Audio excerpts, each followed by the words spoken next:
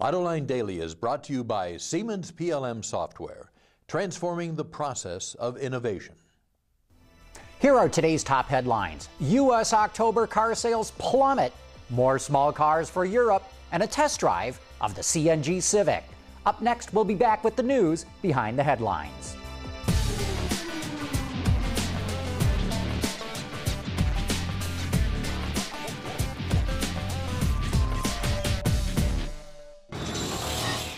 This is Autoline Daily for Election Day, Tuesday, November 4, 2008, and now the news.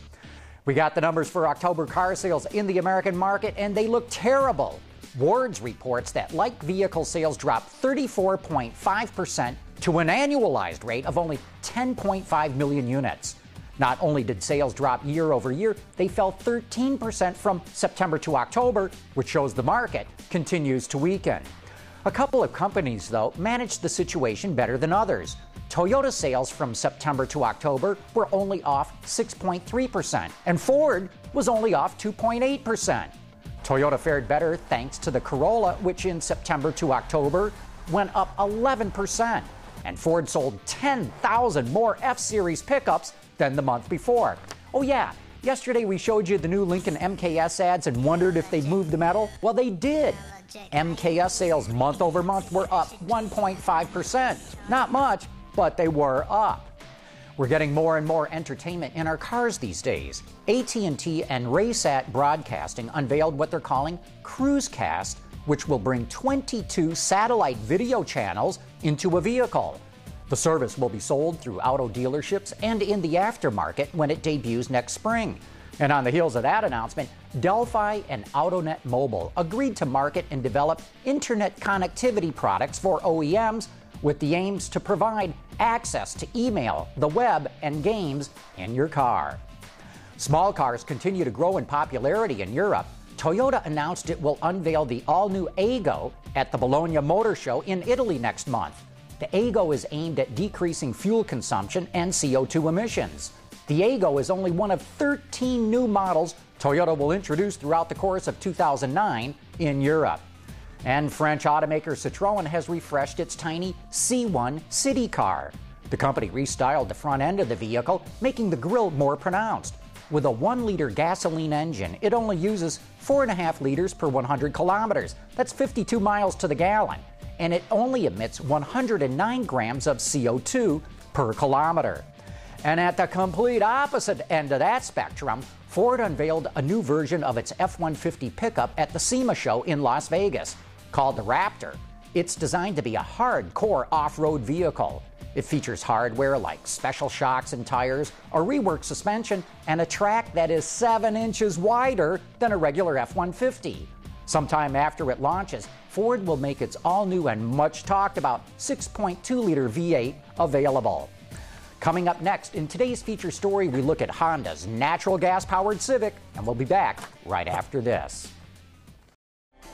Siemens, transforming the process of innovation.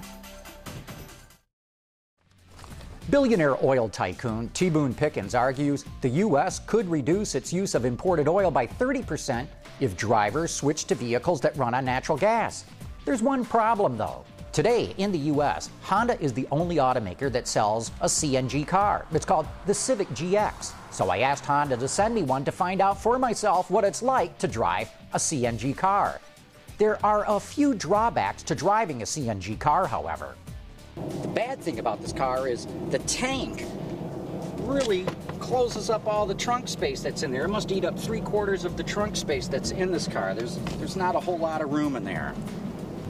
One thing that you notice about this car, however, is that the gas gauge seems to go down at an alarming rate. This could be a huge problem because even though all major cities have natural gas outlets, it's not like they're on every other street corner. Honda will sell you a home refilling station called Fill, which taps into the natural gas line in your home.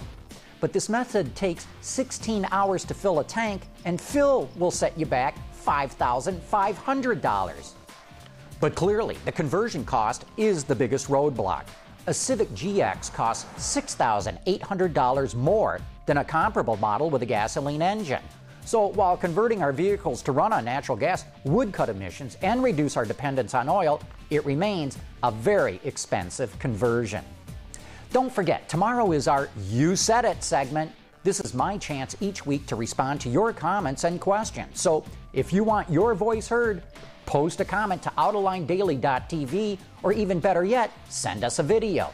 Just post your masterpiece to YouTube and send the link to viewer mail at AutolineDetroit.tv. Anyway, that's it for today's top news in the global automotive industry. Thanks for watching. We'll see you tomorrow.